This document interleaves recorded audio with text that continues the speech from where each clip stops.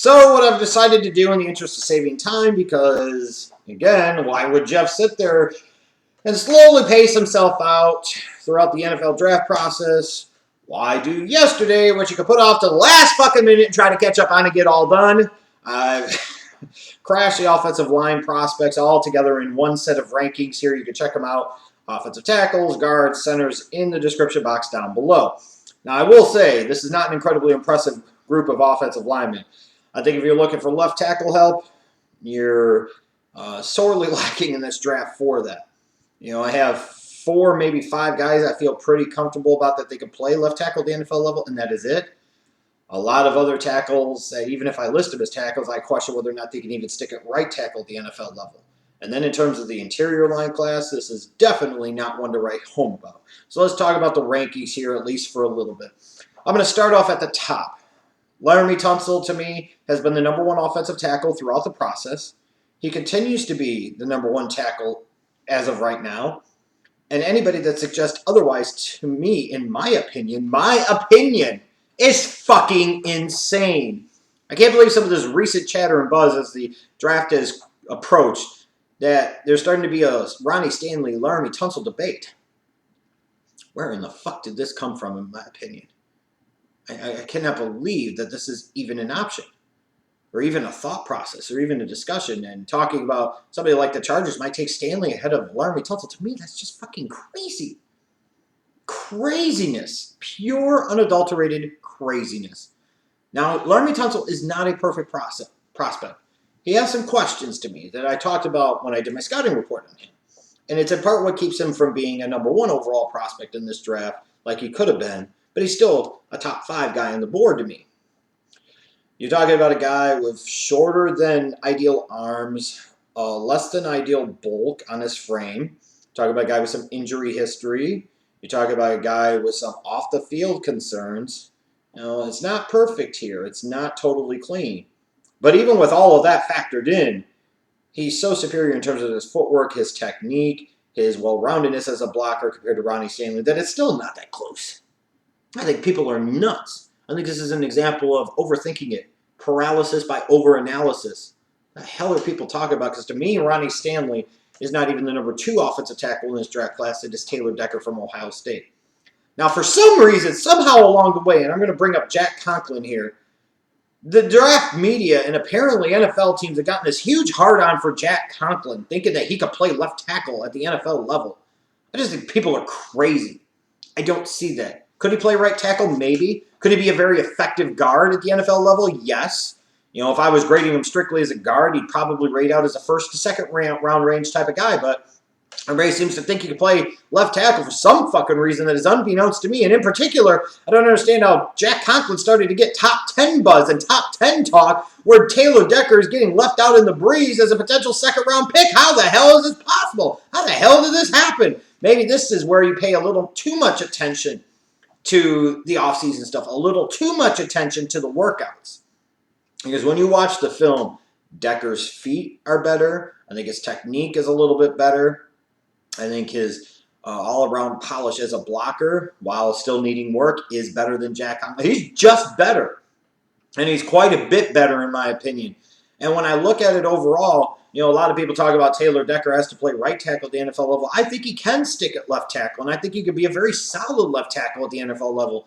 And to me, I've been trying to figure it out for months now why so many people are so down on him, and I personally just don't get it. I like the kid quite a bit. Could be wrong. Fucking probably will be. But like I said, I just don't get it. So I have 3 offensive linemen who are first-round picks in this draft in terms of their actual talent and draft value, and that's Tunsil, Decker, and Stanley, and that's it.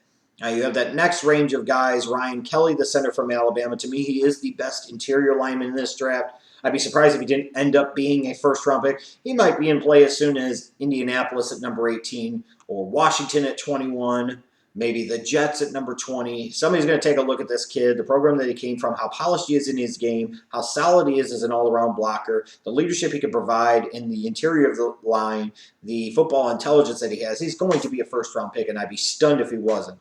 You know, there's a thought process, too, that Joshua Garnett from Stanford might be a late first-round pick as well, and I could kind of get on board with that. while I view him as maybe more of a top 40 to 50 talent, he is, to me, hands down the best guard in this draft class, and he should be drafted as such. And for a team that wants an immediate impact, especially picking at the tail end of round one, you can do a lot worse than picking a guy like Garnett. You look at the Seattle Seahawks at 26 as one example. Maybe the Cardinals at 29 as another example. Maybe the Broncos at 31. These are teams that could potentially benefit from bringing a Joshua Garnett into the fold. In terms of pure athletic upside in this draft class for offensive linemen, I think the guy with the most is Jason Spriggs from Indiana. When I look at him on film from an athletic standpoint, he reminds me some of Lane Johnson coming out of Oklahoma a few years ago.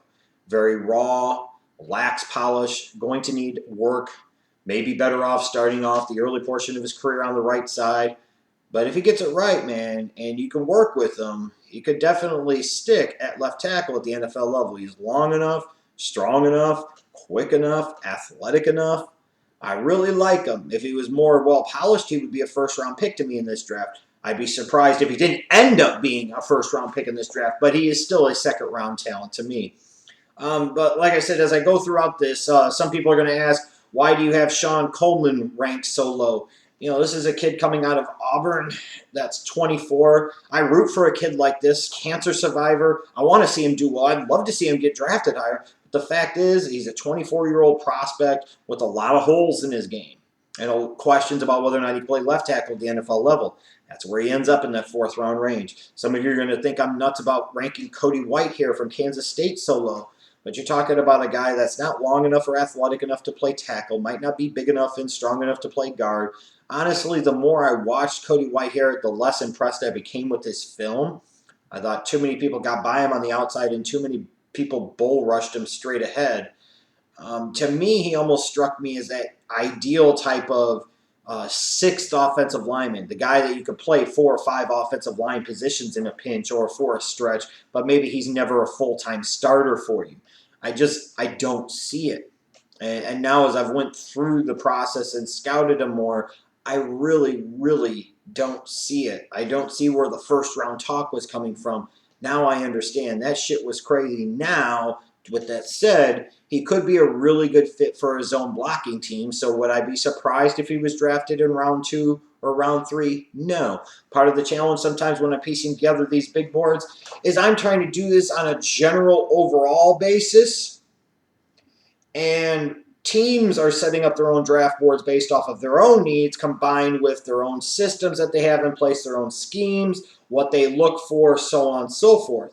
So for some teams, Cody Whitehair might not even be on the draft board. For other teams, he might be a second-round pick. And this is where sometimes it would be nice if I just did these type of big boards, these prospect rankings based off of one team, but it's not going to work. It's not going to reach a bigger audience.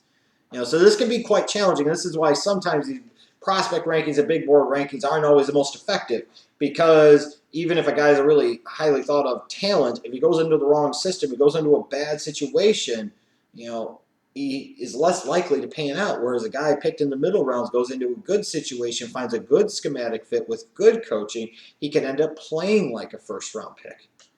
So it is what it is. And ultimately, when it comes to offensive line prospects, as much as anybody else, it's about the schematic fit. It's about finding guys that you can work with that will do what you need them to do in their role in their position. Overall, in terms of talent, though, like I said, this year's offensive line class, not that good. It just isn't. And I think in general, the more people have looked at this draft class, they started to realize overall, this is not a great draft. And, a lot of teams like to pick offensive linemen high in part because there's a thought process there that they tend to be safer picks. Unfortunately for them, you'll have several offensive linemen still going around number 1, but this is far from a safe offensive line class this year.